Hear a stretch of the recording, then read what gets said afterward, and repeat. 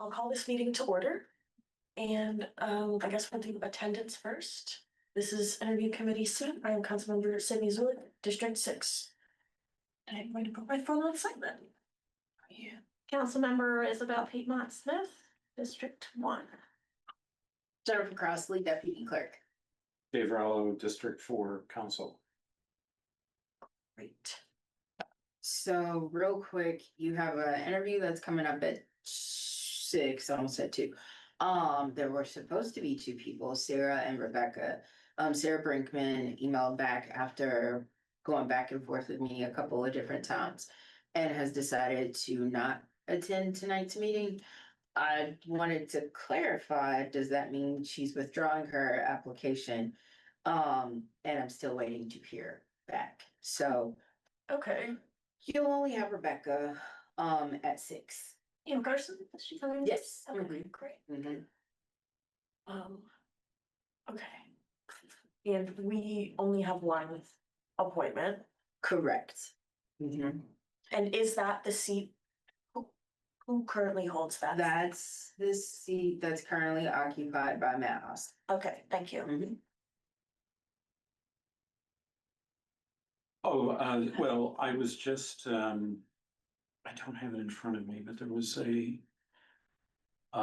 the last BCOS meeting, there was a list of BCOS members, and Matt Austin was on it, and it seemed that he was reappointed. And I remember otherwise, but I do see that his term runs from 4/8. Wait a minute. His term runs from April 8th, 2026 to April 8th, 2026. Well, everybody's does. Well, what does that mean? That's probably just that he had 90 days to. Well, that's today's date. Yes, it is. So, What does it Something mean? wrong with onboard, maybe? well, Perhaps. I'm looking actually at the site of Commission on Sustainability. Oh. And on board it says he is an interim appointment, 2/1/26 to 1/31/28. Yeah, okay. Interim appointment until when? well, that's weird. For that- that it's showing like that because technically his term was up at the end of January of this year. And so onboard does this weird automatic thing where if you haven't been appointed by that date, it used to say carryover. And so IT switched the term to show that this technically is basically saying that they've not been reappointed yet. And so it looks like if he were to be reappointed, that would be his new term, which would be 2/1 of this year and goes through 1/31 of 2028. Right, and we have 30 days from January 31st to Correct. fill that, or 90 days? For 9, 90, so Right. that would be April 30th. correct. Okay, so he has that like 90-day buffer, Dave. Mhm. Okay, Okay, now I understand. right. Yeah. I have a couple other things that we need to talk about in the 10 minutes before. One, Reynard Cross, who previously served on the Historic Preservation Commission as a mayoral appointment. In addition to Sam DeSolar, they were not reappointed by Mayor Thompson.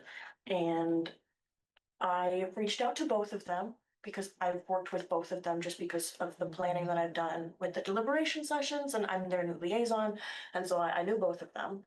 I asked both of them if they would be interested in serving in a council role, even in spite of the fact that it's a non-voting seat, just to continue on the board and continue giving their perspective. Sam turned me down and said that he did not want to do it if he didn't have a vote, which I completely understand. Reynard called me back last week and said that he was interested. And so if either of you would be interested in making a motion to reappoint him, his application is already in there. And so we wouldn't need to. Yeah, we have 0 council members right now on Yeah. the historic preservation. So it'd be good to have somebody. His application is in here. Yes. Scroll down. Reynard Cross. It's in the archived. on board. Yeah, since technically he was the mayoral appointment. Mhm. Well, he's, how long has he served? I don't know. But, so he knows the ropes, he comes with your recommendation, Yes. okay? Cause I don't know him, but, Looks like he served Since 2020. 2 terms, 2 non-consecutive terms.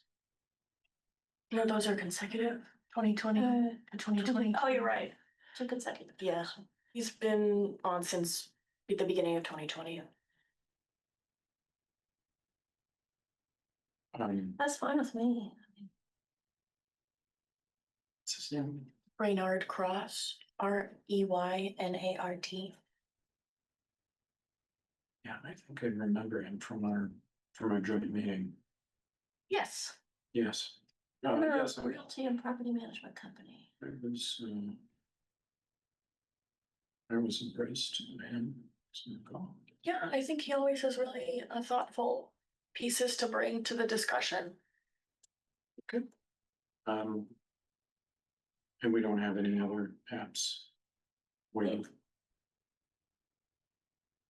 You got Hutchison. a new one, that came through, and then remember Cassie Shelton was one that we didn't know her address, and so now that we confirmed it, that she does live within city limits. Oh, okay. Oh. So So we should look at both of those as well. And we have 4 slots. I think we decided that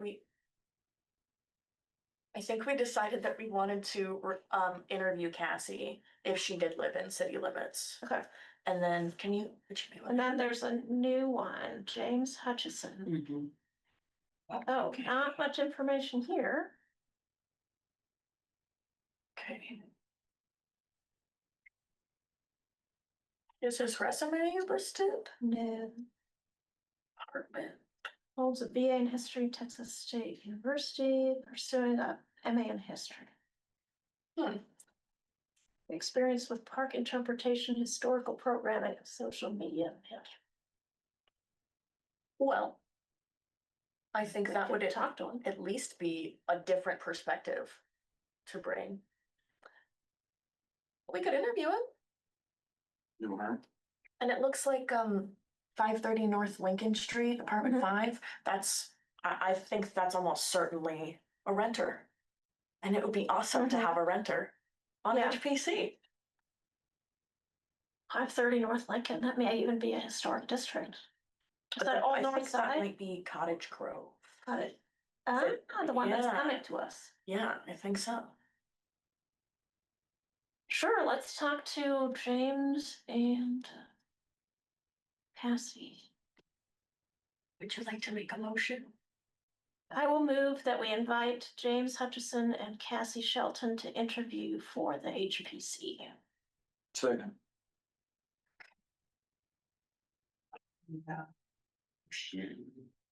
Second. So since all of you are here, you can do a voice vote. Oh, all in favor of appointing Cassie Shelton and James Hutchison? No, of interviewing them. Interviewing. Of interviewing Cassie Shelton and James Hutchison for the Historic Preservation Commission. Wow. Aye. Aye. All opposed? Great. And I'll make another motion to appoint Reynard Cross to seat C1 of the Historic Preservation Commission. Actually, if I can, Mm. because that seat just became vacant, because remember Drew Heron was in there, Oh, so you'll shall I have say to. C2? Yes. Okay. Yeah. Second. All in favor? Aye. All opposed, same sign? Great. That passes. And that concludes our business with the Historic Preservation Commission. Something else that I have been recently been made aware of, just because I know we all have our own feelings about the Arts Commission and someone being removed because they were a county resident. I've recently been made aware that the president of the Board of Transit or the BT's board, like lives in Florida. What? Like it is it like owns property in Bloomington, but made a stink about paying Indiana taxes because Florida doesn't charge us much. High taxes. Yeah, Where do they declare the residency? In Florida? yeah. Okay, Like so, Is that like they one of wanted. ours? No, it's one of Mayor Thompson's. No, but is that board, one of our boards? We make appointments to it.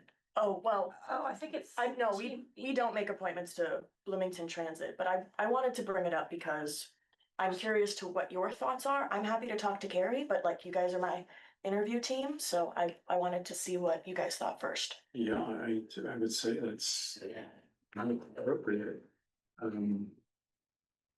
You gotta be a resident of Bloomington. I would expect. I guess they do the like the migration thing that retired people do, Oh. where they spend some half here of the, Part of the year. yeah, the year in Florida. Well, that's what I was asking. Yeah, but What's their he, primary residence? Is it here or is it there?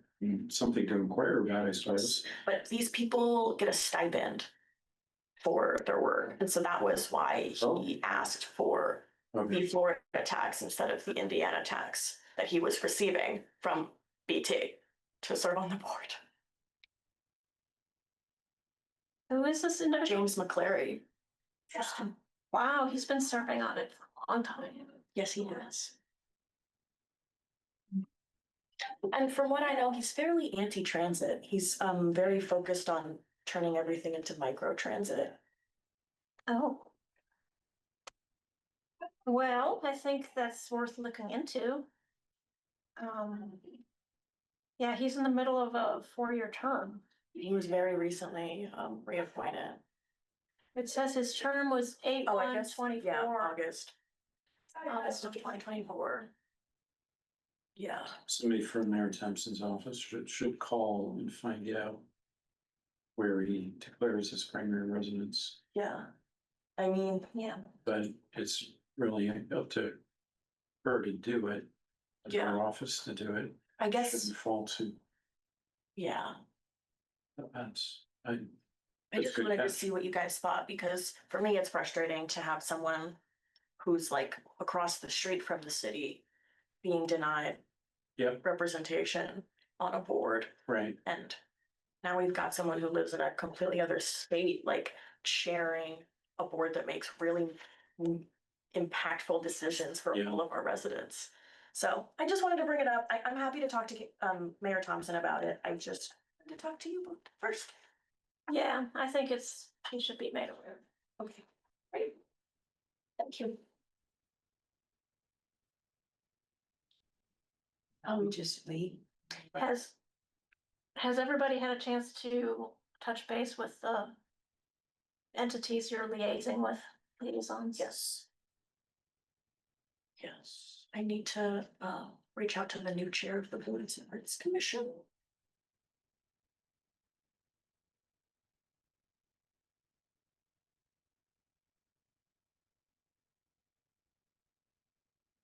Is that going okay for everybody? Yeah, I mean, I'm supposed to be liaison to the RDC. Which, they keep having these executive sessions, so I don't really know what's going on. Okay, hello. We definitely in the right spot. I figured 150 and 160 between it had to be Yep. 155. You got it. Oh, sorry. Oh, that's fine. Welcome. yeah, that's fine. Welcome. And Wherever on you your like. phone case. Thanks, so I'll find it first.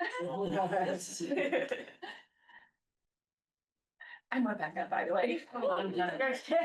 Sydney. Hi, nice to meet you. I'm Isabel Piedmont Smith. Hi, nice to meet you as well. I'm Dave Hi, Dave. Rollo. And I'm Jennifer. Hi, Jennifer. Hello, nice to officially meet you. Yes, thank you. Welcome. So this is gonna be informal. Just gonna ask you a couple subject matter questions and then logistical questions. And then in a few weeks, no matter what the outcome is, you will hear back from our lovely deputy clerk, Miss Jennifer Crossley. And yeah, and then you're welcome to ask us any questions as well. Yeah. Does anyone want to get started? I can ask what I always have as my first question, and that's, what, made you decide to apply for a position on the Commission on Sustainability and Resilience? Yeah, so I guess I've always been sort of civic minded, and always feel a call to participate and be active in my community. And I really, I mean, I spotted the notice in the newspaper that the city was looking for seats on a variety of boards. And so I just took a minute and read through it. I thought, oh, this is, this commission sounds like right up my alley in terms of the things I personally care about and what I want for my community as well and where I live. So, yeah. Great. I can go? Sure, go ahead. Sure. What are the things that interest you most about sustainability? Well, I'm a mother, so I have children that I would like to be able to, experience the world in the same way or in the same sort of good way that I've been able to experience it. So, I have this desire to pass along a world that my kids and other people can thrive in. So part of that requires keeping our environment, our systems sustainable and resilient so that we can continue to improve them and not have to worry about repairing them. I mean, I'm a huge hiker. I came from Colorado. The natural environment is near and dear to my heart. And so I want to be able to share that to everybody. And that's the other side of the same coin. It's like, I understand like that I have the opportunities to take advantage of like our built environment and our natural environment, but not everybody does. So the equity piece of sustainability and resiliency is also kind of high on top of my mind. Great. Yeah, you're an educator, right? You're with Purdue Extension. Yeah, I'm with Office? Purdue Extension, so I'm a health and human sciences educator in Lawrence County, so Bedford, Mitchell, and so that's been a really wonderful.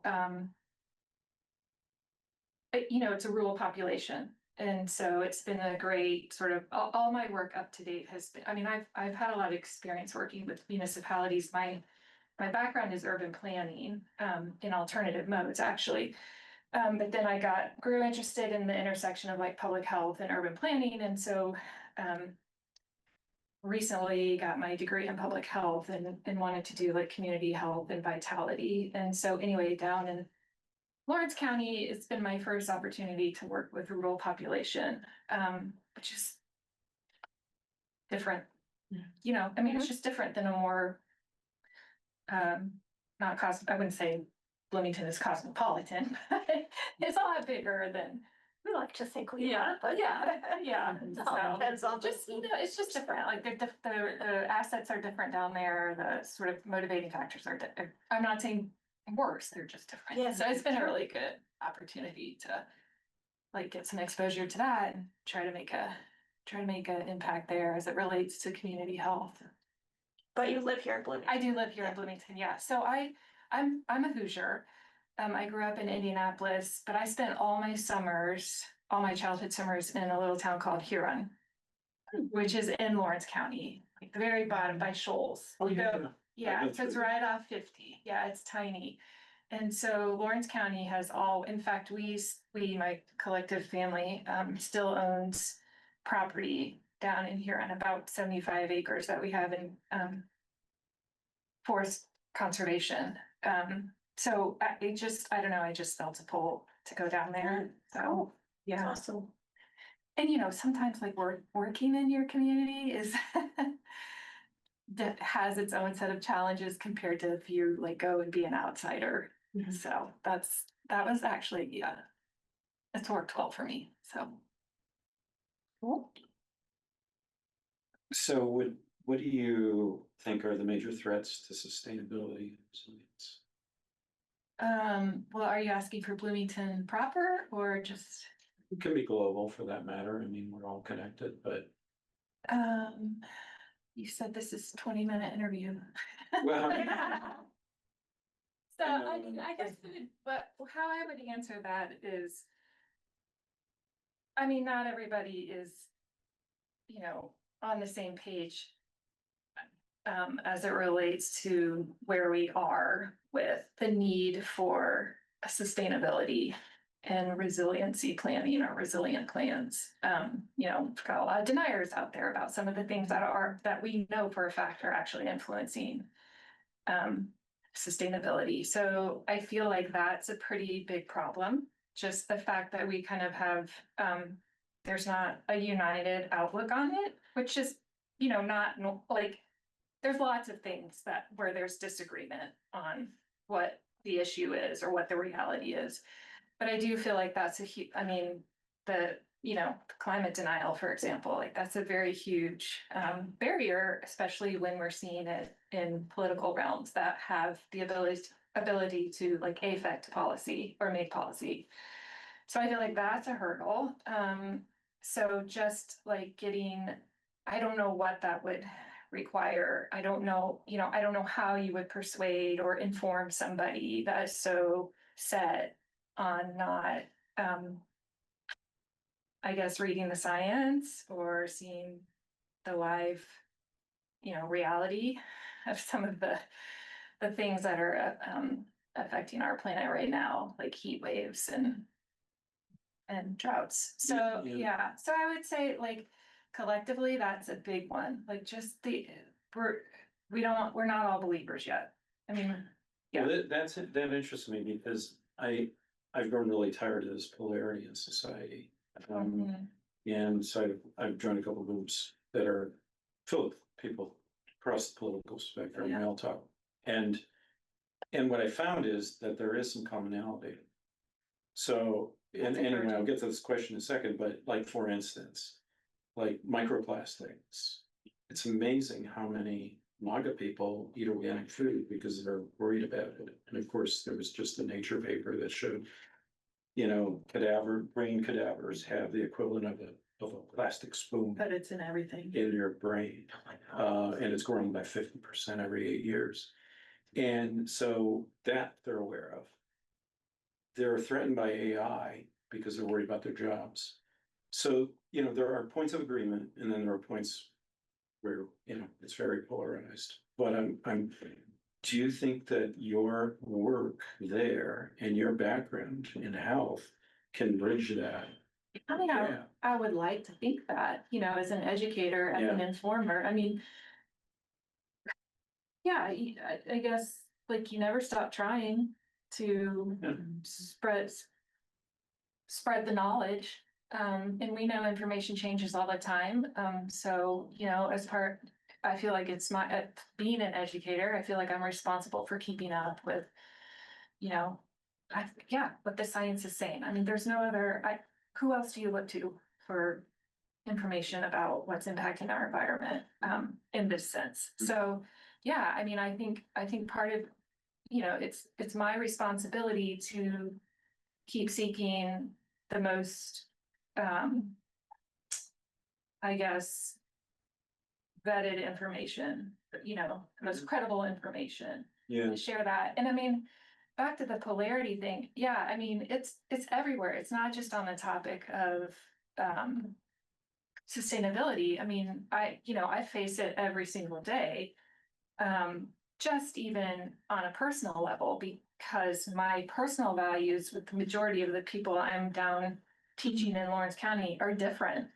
But I just have to remind myself that, like, in my role as an educator and using evidence-based information coming from Purdue University, like, I feel good about that I am sharing out what, is pretty objective information, despite the fact that, like, I'm among people that, like, you're night and day on our personal outlooks. So, I mean, yeah, polarity, huge, like, it's a huge obstacle, but I think it's like, on the time spectrum, maybe that the polarity gap closes as information comes out. the only way to do it is to keep talking to. I one agree, another, yeah. And you seem to be doing that, so And I, I'm very impressed by that. well, thank you. I feel passionate. You know, it's like it's like I think about, I'm gonna use an example, like I actually quite like Orange County. I mean, I don't share your values, but I can see that there's a lot of, you know, well-meaning people down there, and what drives their decisions and the way they think is different than the way I do it. And that's the way we all roll in this world.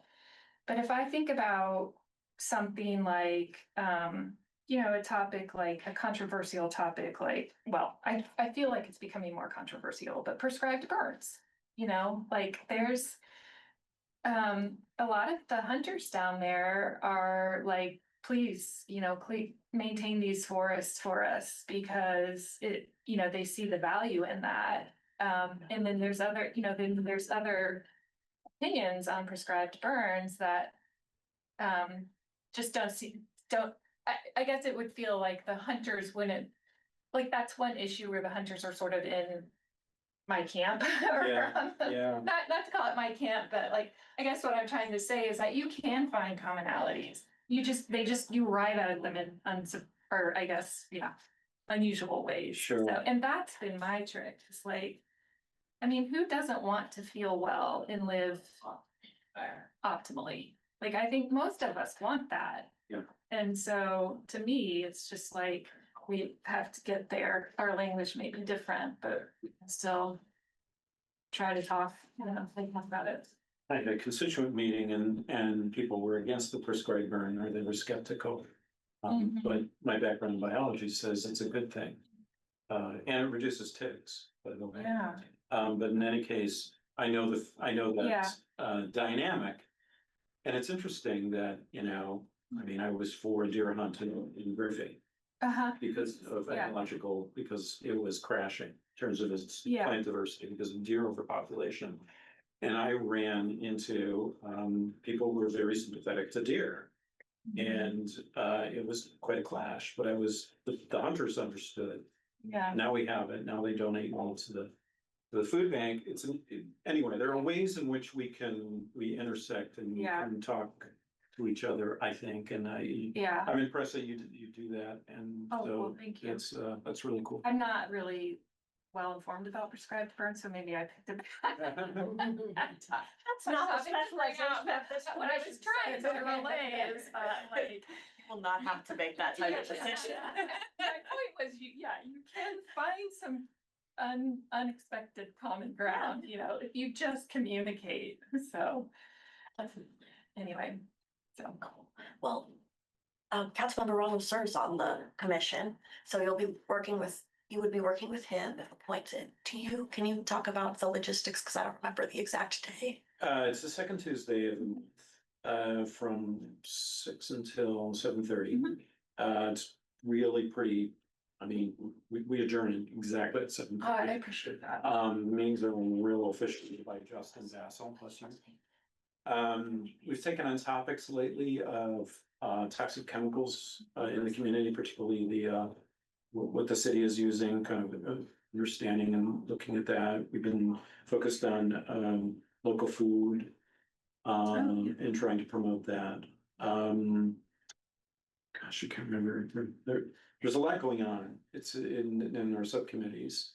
So generally what you do then is you might land in a subcommittee with 2 or 3 other people, kind of working on the subject, kind of researching and bringing back that information to the group.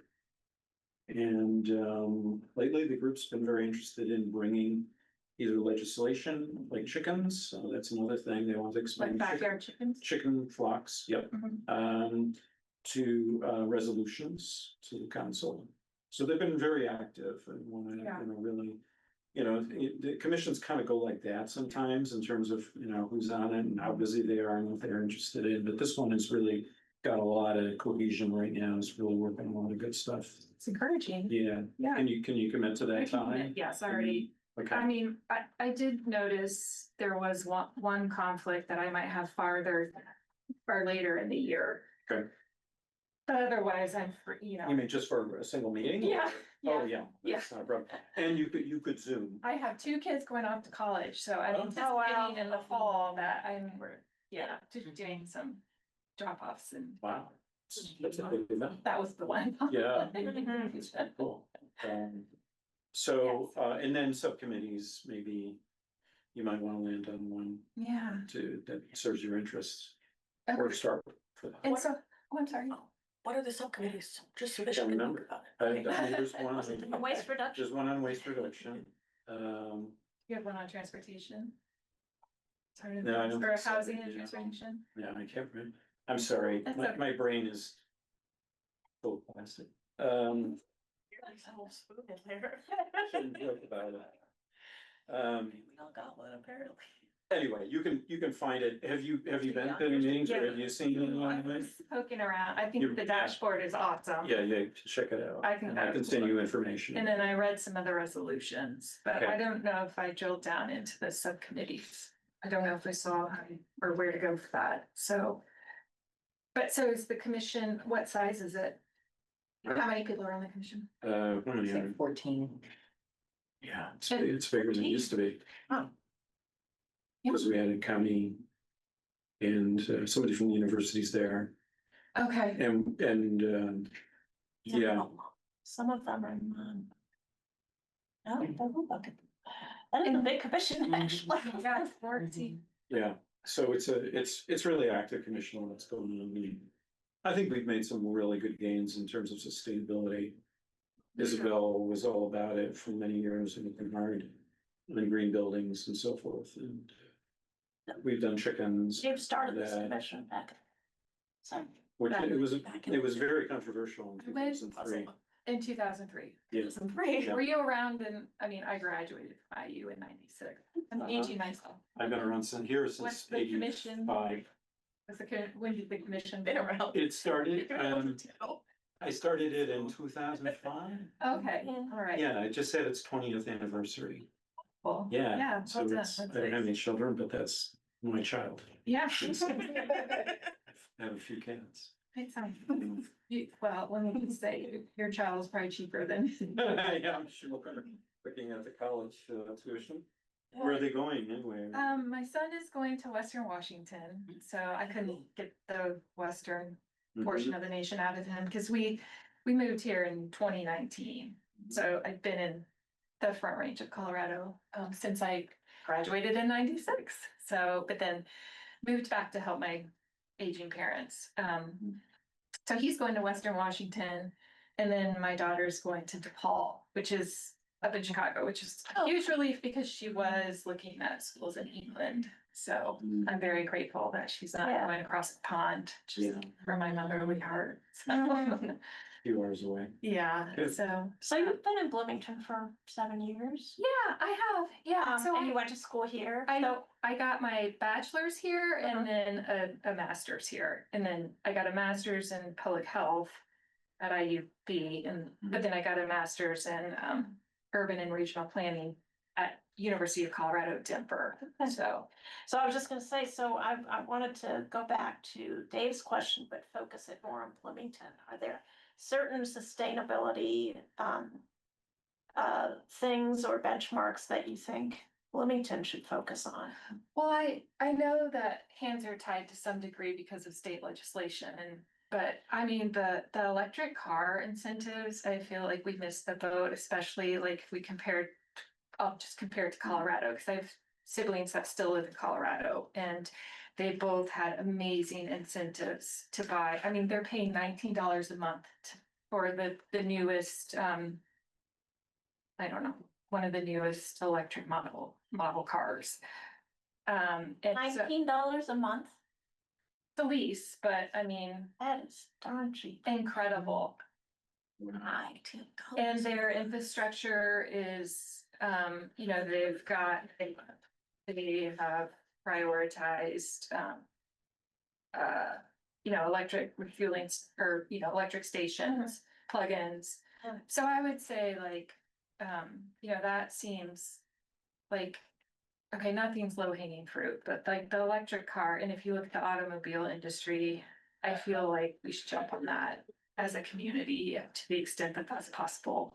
But like I said, I know there's some other strings pulling the inevitability of that. So the electric vehicles and then, solar panels, I feel like the campaign to go solar in Boulder when I was there was just like in your face. And so it was in a good way. So it was like, yeah, just go ahead and get solar. Everybody's doing it, you know? So it's kind of like the seatbelt campaign. You know, you just eventually it was just like you just get solar. Not quite that. I mean, back to equity stuff. I mean, not quite as simple as just putting your seatbelt on, but I'm just saying like the knowledge out there, the campaigning around it and its importance and how easy it is or could be to do and all the incentives like that seemed like a real easy push that the community's rolled out there. So We have done quite a bit. yes, and I don't mean to sound like critical of anything. No, that's done or not done, but I wish we could see more solar. So We actually have business development grants to do solar. Yeah. For local businesses in certain areas in the community. But we could definitely expand that. The other thing is like our comps just aren't there when it comes to making people aware of the opportunities that are Yeah. available. So something I'd love to see. I mean, yeah, change over time. And the state is more backward, I see. This one, they've gone back on solar. We could have expanded it more, but for legislation, I know. heard it, so, I'm aware of the, yeah. yeah. Well, I was gonna ask, so when I first moved back in 2019, I worked for the Monroe County Planning Department. And I'm just curious about your relationship with, like, I was thinking about, I actually permitted some solar panels for a church off of one of the east-west streets that has 3 names. Down south. Oh, Roar Road, Something, or Moore's Pike, or Moore's Pike, Hillside Country Club. something like, yeah, all that Yeah. is one road. Great. And so it just, like, how does your commission, I mean, I know you're an ally, so or hopefully are an ally, but like, how does your commission, what's the dynamic between the commission and like zoning and permitted use type stuff? Like, when it comes to like solar panels or backyard chickens or flock chickens or. Right, well, I mean, they have been involved, the commission has been involved in UDO. Okay. Amendments and things like that, and actually, we're doing revisions on the UDO soon, and I think, I mean, I assume that they'll be involved in the process. I know David Hiddle, who's the Director of Planning and Transportation, is coming with us on various UDO amendments, and it'd be interesting to see if Yeah. some of this stuff gets, you know, inserted as well. Do you have an opinion about like zoning and? I think that the commission could be an advocate for some of the zoning changes that would increase sustainability as far as. Yeah, I mean, I know it's a hot button, but just the ADU, like, you know, allowing even, I mean, I'm more familiar with Monroe County's zoning ordinance than I am City of Bloomington's, but like the duplexes or granny flats, like, I mean, all of that is, you know, in the direction of sustainability. But it's it's hard to get some of that zoned, or it's hard to push that through some of the regulations that are on the books at the moment. So just curious about if the commission has, encountered that in any of their. And It's something you could discuss, actually, seriously, but, I know David Hiddle is looking at, for instance, ADUs and expanding those, finding ways in which those could Yeah. be, because it's been tested and people are now accustomed to them, and I think that we could continue expanding that for density purposes. That's good to hear, yeah. Yeah, I mean, I was on the other side of the zoning, of zoning.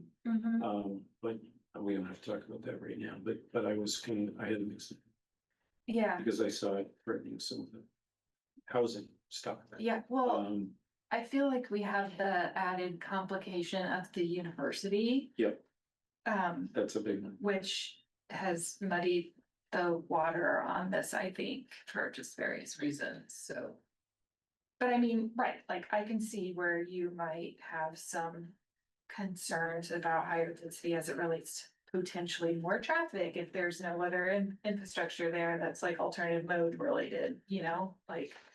It's a bit complicated, but I think that, I find points of agreement certainly with Yeah. higher density, because more density, you have less sprawl you have. So I've always been in favor of but as you said, the university kind of distorts the whole Yeah, just sort of. thing, because you end up with like large, multifamily dwellings and Yeah. things like that.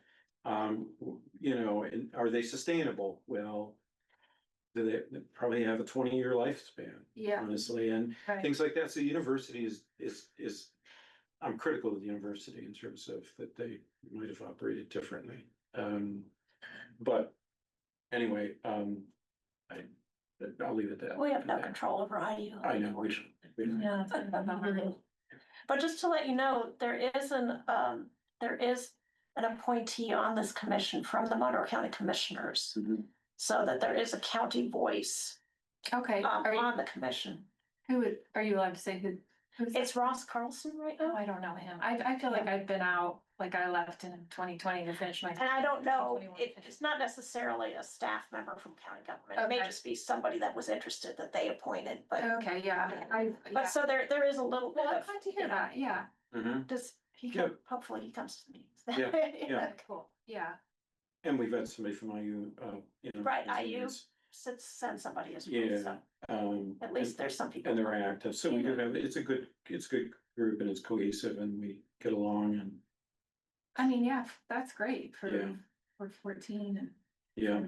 My concern, I mean, I think everyone's concern is how do we have a sustainable community, but it's inclusive of everybody, Mhm. because more and more low-income people are just being pushed out. Yeah, well, And that's a real dilemma that the commission's concerned about. yeah, I can get behind that because I think I mentioned equity at the top of the conversation, because I just feel that so acutely in Lawrence County on a, not necessarily sustainability topics, but in other ways. Yeah. And so it's very much like, I'm very mindful, I guess, aware of how easy it can happen, inequity. Yeah. So, yeah, that is definitely something that I hope is like kind of front and center in all the big things that I, consider or support or get behind, so. Good. Good to hear that. So that, yeah, it's kind of, Mhm. I mean, planning can be very exclusionary sometimes. Yes. Or at least the old way of doing it. Well, we're struggling with Hopewell right now, so you. maybe I know, that, and, yeah. Yeah, I mean, I wanna set the bar high. Yeah. In terms of including people Well- with income, but. I don't wanna get in the weeds on Yeah. that right now, just to say that it's something that I think we need to do. If we're not gonna do it this time, we need to do it next iteration or something. Yeah. Because, I mean, just across the street, you saw the people are being evicted, right? North? And South. right across Second Street, the county, Oh, yes, the newly insured. Jennifer's had to, Oh, be aware of that. I thought those were like businesses, like insurance agencies. Well, that's- flowers and marshmallows. Okay, so they're being evicted. Because, Because there's a land swap with the capital improvement board for the convention center. oh, that can be. Not a swap, just kidding. Okay. Anyway, Yeah. Well, I will say that the complexities of working for a community are not lost on me. Yeah, I mean, like, they're part of it. And yeah, so I will say too, the other lens that I'm using a lot these days is that, I mentioned that we moved here to care for my aging parents. And my dad ended up passing a few months after we arrived. He had Parkinson's, and then my mother, shortly after his passing, I mean, she's now got Lewy body and Parkinson's. Oh my And goodness. so, we're, my sibling, I have, not to give you my whole life story, but I have two siblings still in Colorado. I have three siblings. We all ended up in Colorado for different reasons after graduating, locally. Anyway, two are out there, and then me and my oldest brother, are here helping my mom. And, she's still in her house. The three of us live in walking distance to each other, which was deliberate, but, everything I do now, I am thinking about the aging cohort, the frail and fragile, which she wasn't always frail and fragile. I mean, she got to that point on the spectrum pretty quickly, but I mean, I think about, she can't drive.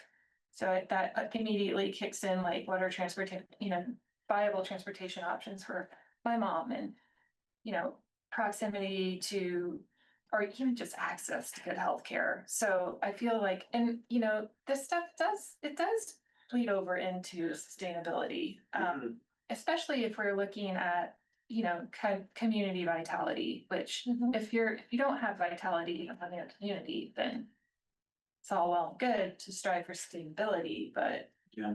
you're missing a big piece of why you want that.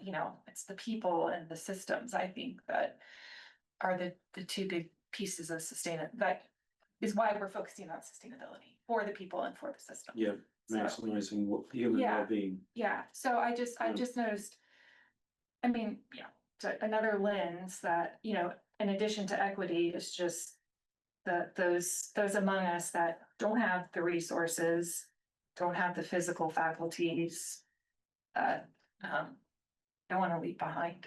Right, yeah. Yep, So yep, that's most vulnerable, most definitely. vulnerable, exactly. Least choices, most vulnerable. Yep. Yes. Well, thank you very much for Yeah, sure. Yeah, well, thank you all. I enjoyed This was good. And next regularly scheduled meeting is April 22nd. okay. So, we'll make a recommendation today, and then our entire council will vote on it Okay. at that time, and then you should hear from the deputy clerk very Okay. shortly after. So I just sit tight then? Yes. Okay, that sounds good. I can do that.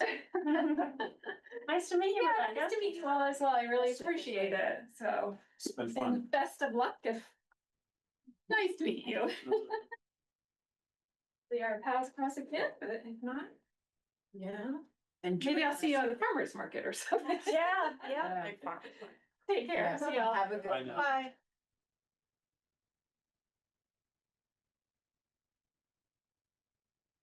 All right. I think she's great. I think she's she Weirdly knows her definitely style. is. It's heartfelt for her, so Yeah. it goes a long Very way. thoughtful. It's not just an emotional thing. Well, I'm happy to entertain a motion. I move that we appoint Rebecca Payne, or we recommend to the full council the appointment of Rebecca Payne to seat C3 of the Commission of Sustainability and Resilience. Second. Okay. All in favor, say aye. Aye. All opposed? That passes, so we will make a recommendation to appoint Rebecca Payne. Rebecca Pay to Yeah. seat C3. It's too bad about the other candidate, but maybe, Yeah. maybe if she responds and she can be in Yeah. queue for, Mm-hmm. seems to be turnover in this commission, unfortunately. Well, 14 spots to fill. True. Yeah. That sounds like the biggest commission.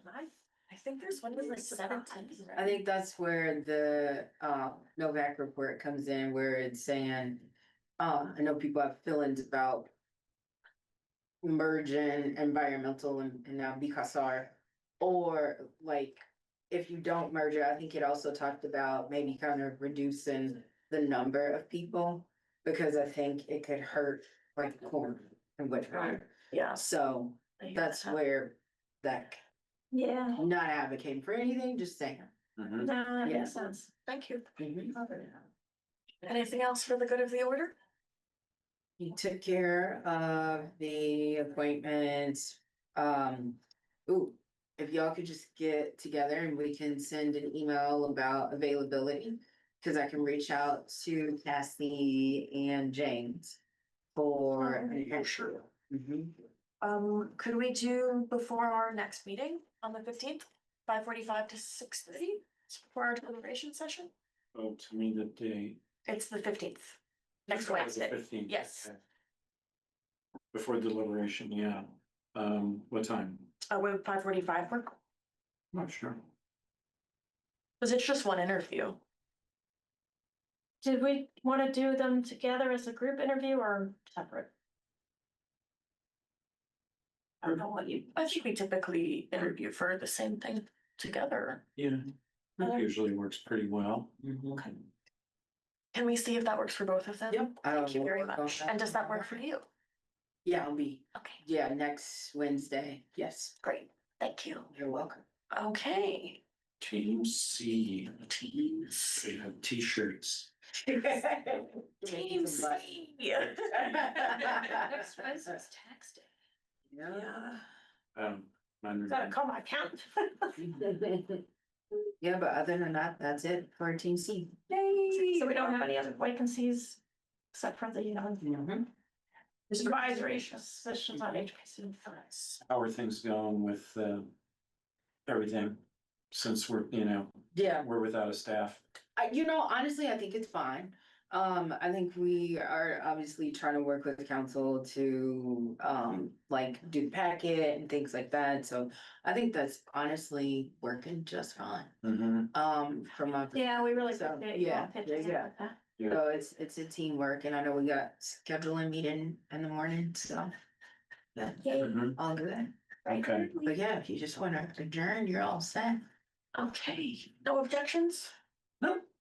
Time for chow. This meeting is Feed my cat. adjourned.